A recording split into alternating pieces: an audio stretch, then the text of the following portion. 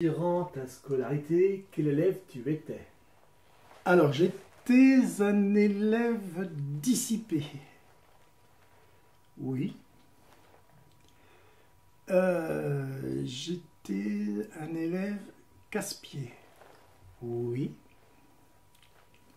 J'étais un élève perturbé. Oui. Perturbant. Oui. J'étais un élève intelligent. Peut-être. Est-ce que ça m'a aidé? Non.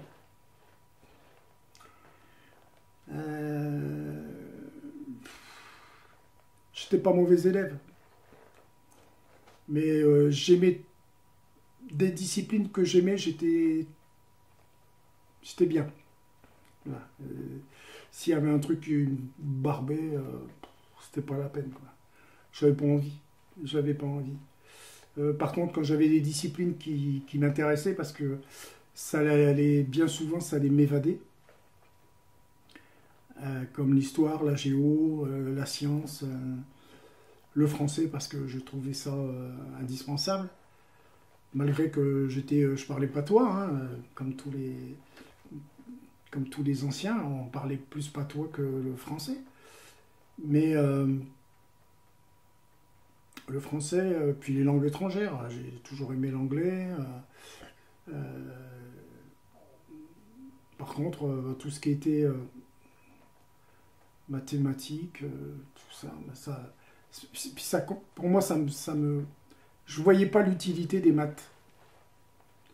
Je voyais pas l'utilité des mathématiques parce que je trouvais ça barbare, pas concret. Je savais pas on m'a jamais expliqué quand j'étais jeune que ça allait nous amener à avoir un esprit beaucoup plus cartésien, beaucoup plus carré. Parce que moi, j'avais pas besoin de ça. Je trouve que j'avais pas besoin de ça. Par contre, si un robinet fuyait et qu'il y avait 20 gouttes d'eau qui tombaient à la minute, et ben, je disais, on a perdu 1 millilitre d'eau à la minute. Et je savais à la fin de la journée combien on avait perdu d'eau. Donc, j'avais plutôt ce rapport concret à l'algèbre ou à la géométrie ou aux mathématiques que le fait de me parler d'équations. Moi, ça s'arrêtait à la règle de 3 et par contre, je savais les faire. Et quand je calcule un pourcentage, je n'ai pas besoin de calculette. Quand j'étais en pharmacie, à l'époque, on avait l'ordonnance, la feuille de soins. Les calculatrices électroniques n'existaient pas. On faisait les additions à la main. On grattait, on enlevait les vignettes, on les posait sur la feuille, on rendait service aux clients, donc c'était aux patients, tout était carré. Et bien moi, il m'arrivait de faire, par exemple, s'il y avait 40 boîtes de médicaments avec 8 prix différents, le tout panaché dans une certaine quantité, j'arrivais à tirer un trait et à marquer la somme directement. C'est-à-dire que j'étais capable de compter de tête tout ce qu'il y avait, de les aligner sur les multiplications, de faire le sous-total et de faire le total sans calculer. Je vais revenir sur ton rapport avec les professeurs. Je Oui. voudrais savoir si tu étais un bon élève et qu'est-ce qui se passait en classe. Parce que, en fin de compte, Alors, je t'avoue que je sais, mais j'ai une petite suspicion. Alors, oui. si j'étais un bon élève ou pas un bon élève? C'est une très bonne question. Petit, non. Pas. Bon, je savais très bien lire, écrire, tout ça, j'ai assimilé, très passionné par les sciences, par l'histoire géo. Quand je suis parti en pension, je suis arrivé donc à Franck Chandler, à Boulogne, et j'ai eu mon beau-frère comme professeur, parce que mon beau-frère était prof d'histoire géo, et il m'a fait la géographie. Et je pense qu'il s'en souvient encore. J'étais un surdoué de la géographie, c'est-à-dire que les compos, les machins, les trucs, les examens de trimestre, j'avais 20 tout le temps, quoi. C'était mon beau-frère, mais j'avais 20, et c'est désolé, mais Français, pareil, j'étais très fort en français. Très peu de fautes de français. De très bon en langue, en anglais. Moins en allemand. J'aimais pas trop, j'ai jamais aimé l'allemand, parce que rien qu'à l'entendre, ça me faisait vomir un peu. Alors à le parler, comprenez que c'est pas évident. Par contre, les maths, mon Dieu, quelle histoire de fou, Mario. Si, quand j'étais jeune, on faisait des problèmes, un robinet coule, tac, tac, tac, ça, c'était les règles de 3, tout ça. J'assimilais ça, j'avais tout de suite les réponses. Et puis après, ce qui m'a tué, moi, c'est les maths. Hein. Les maths, j'avais un prof qui est mort il n'y a pas longtemps, amer, qui me collait toutes les semaines. Parce que d'abord, j'étais pas bon. Je comprenais les maths, mais toujours avec 8 jours de retard. Alors c'était un problème pour moi parce qu'il fallait que je fasse le double de travail. Vous comprenez ? Quand on travaille par exemple des fractions ou des machins, je ne me souviens plus, mais je ne comprenais pas sur le coup. Alors est-ce que c'était une méthode d'enseignement qui ne me correspondait pas? Par contre, comme j'étais collé et que j'avais des devoirs de maths à faire, je les faisais et je comprenais. Donc la semaine suivante, j'étais OK. Mais par contre, on ne m'aurait pas interrogé sur ça. Mais, bon an, mal an, je me suis démerdé pour avoir une toute petite moyenne, quoi. Un 8 sur 20, pour moi, c'était extraordinaire. Mais par contre, dans les autres matières, ouais, j'étais pas mauvais quand même. Hein. Je ne veux pas dire que j'étais un bon élève. Ouais.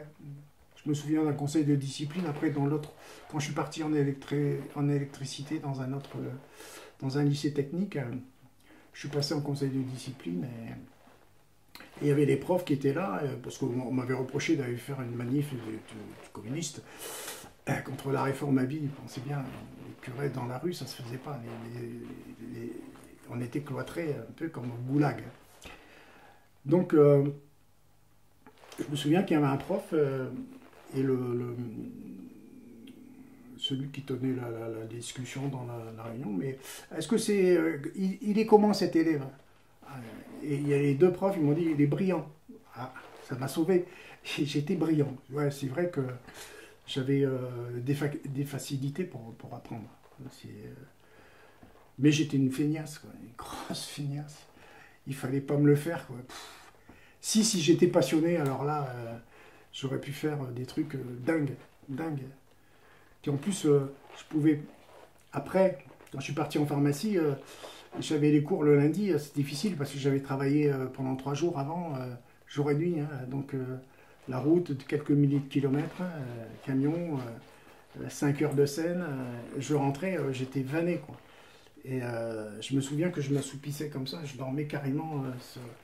Et par contre, on pouvait m'interroger, ça rentrait là. J'avais une facilité à percevoir ce que j'avais envie de percevoir, de le comprendre et de l'assimiler, même en étant dans un état second. Je pense que ça ne doit pas arriver à beaucoup de monde.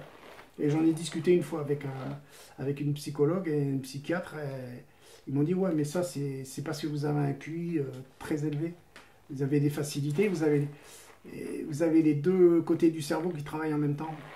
C'est assez rare. Et j'en connais un petit jeune aussi qui a ça. Et c'est très perturbant parce qu'ils sont hyperactifs. On est hyperactif, il faut toujours apprendre, mais on est capable de faire 2 choses à la fois. Et ça, c'est pas donné à tout le monde. Je crois qu'il y a un cas sur 350 000 ou 400 000. Donc c'est assez rare.